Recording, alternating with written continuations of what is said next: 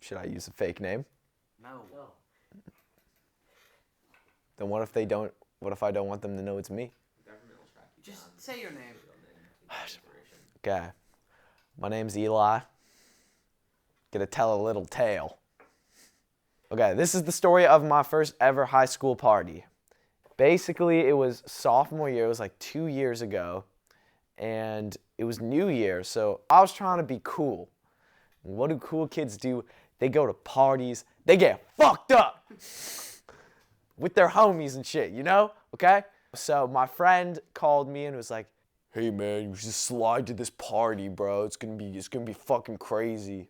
And I was like, okay. So my friend Veronica's dad drove me and some of my friends to this party. I was sitting in the back, so when we all got out of the car, I was the last person to get out. And right as I was about to get out, he turned to me and he said, Eli.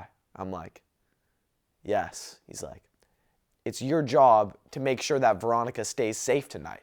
And I was like, don't worry, sir. I got you.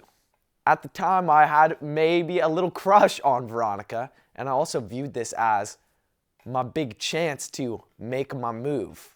So anyways, the party was in Petaluma at this random kid named Blaze's house. And we show up, and there's maybe 10 kids or something there. We showed up with our little squad, and then we were like doing what you do at a high school party, which is just kind of like stand there for a little bit. And then you're just kind of like still standing, and you just remain. So then I was like, okay, well, we gotta spice things up a little bit. So me and my friend go into Blaze's house, right? It's kind of like a nice little house. I was getting a snack, and maybe 10 minutes had passed by, and we walk out, and like, it's literally a war zone out here. And there was just so many individuals, and I heard screams, I heard like crashes. It was just complete chaos. I saw like all the girls we were with, and like they had all like drinking a bunch of juice and stuff, and like they were all just like running around, like being like all weird and stuff. And like a fire had like assembled. Like there was literally a bonfire in like the middle of this dude's yard. And I was just like, wow, like this is crazy. I was trying to find where Veronica is, because you know, I was like, this was my time to shine. But when I walked up and tried to talk to her, she was like rumbling and stumbling about. But you know, at the time I didn't really take any mind to it, so I kind of kept on with my plan. So I started talking to her. I was schmoozing, you know, it was a party, so I was trying to like keep it cash, you know what I'm saying? So I kind of felt like for the first time I was making traction, I was getting close to the coveted New Year's smooch. Some may say it was only because of the juice. Me, on the other hand, I think it was just because I was that smooth. There was like basically a large mosh pit of chaos ensuing as this was happening around this fire pit. And then, of course, I heard people yelling, yo, the cops are coming, someone called the cops. In reality, this may or may not have been true. But what did happen is eventually Blaze's dad came home. Man was heated. He did not look pleased at all whatsoever. And here's Blaze, like he was standing on a chair and he was like leading chants. He was like, ah, party! And stuff, you know, like all that kind of shit, you know what I'm saying? And then like Blaze's dad shows up and he's just not pissed. So Blaze walks up to him. He's like, hey dad, what's up? And like he's just like. And then Blaze, I don't know if this is exactly what he said, but then Blaze was like, hey, what's up, dad? Like, why you look at me like that? He was like, son, like, get these fucking people out of here. And then Blaze was like, said some shit like, no, or something, I don't know. And then then he swung. Everyone was like, what?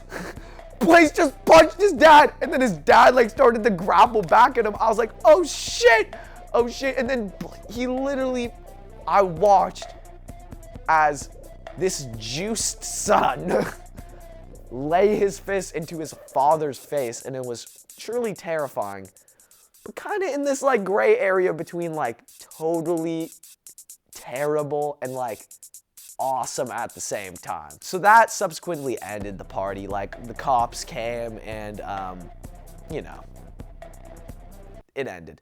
Then we were like, oh, what do we do next? So kind of our whole group was just kind of scattered around everywhere, and now like a bunch of teenagers kind of had like scattered onto the road. But then I saw Veronica. She was sitting down. I was like, oh damn, she's sitting down. I'm gonna go talk to her. So I went up and I was like, hey, like, how are you feeling? She's like, oh, I don't really feel that good. I don't feel like, you know, I don't feel that well. And I was like, let me help you. So I go and like I sit down, and eventually I get the New Year's smooch. But it kind of left a sour taste on my mouth when she kind of started, let's say she kind of started falling asleep right after it happened. But at the time, I just like kind of took it with a grain of salt because, you know, like, I got the smooch. So, you know, I kind of eventually picked Veronica off of the ground and we went to find our group of friends.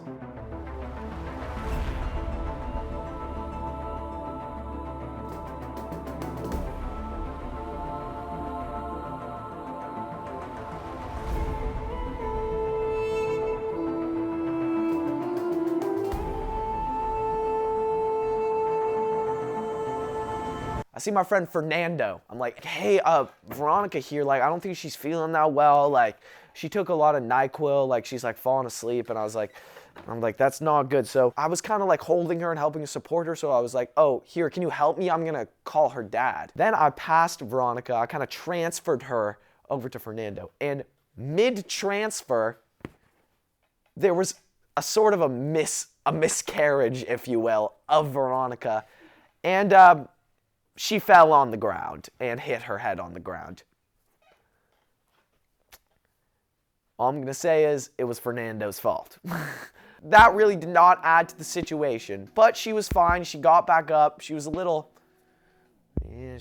like dainty and woozy, but it was fine. So then we're kind of standing there, and all my guy friends I was with, they were like, oh, we're leaving. I'm like, what? I'm like, oh yeah, our Uber's here, we're gonna go. I was like, wait, no, like, our friend, like, she's not okay. Like, she's here, like, are you just gonna go? And they're like, yeah. So they just left. So now it was just me, Veronica, and my two friends, Shelly and Amanda. And eventually, she just passed the fuck out on the side of the road.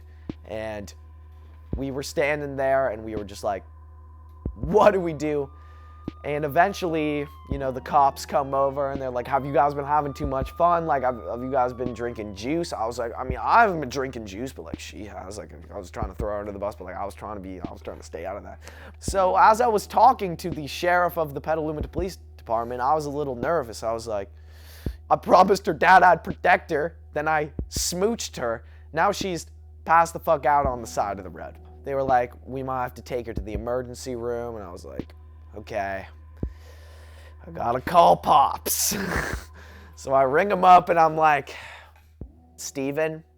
He's like, yes, I've failed you. He was like, son, I know, I'm coming, I'm on my way. And I put down the phone and I just kind of felt sad, mad, and definitely not glad. But yeah, eventually he came and the ambulance took her away. It was quite poetic, actually. They like lifted her, put her in the ambulance.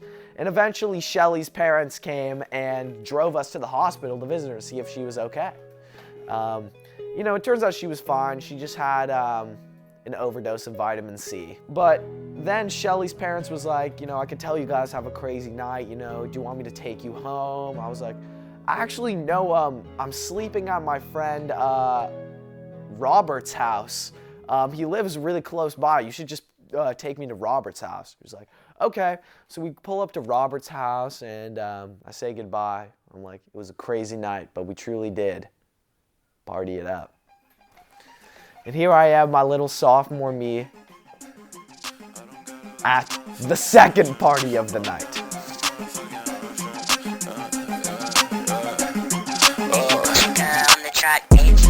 I don't got a lot of motherfucking options.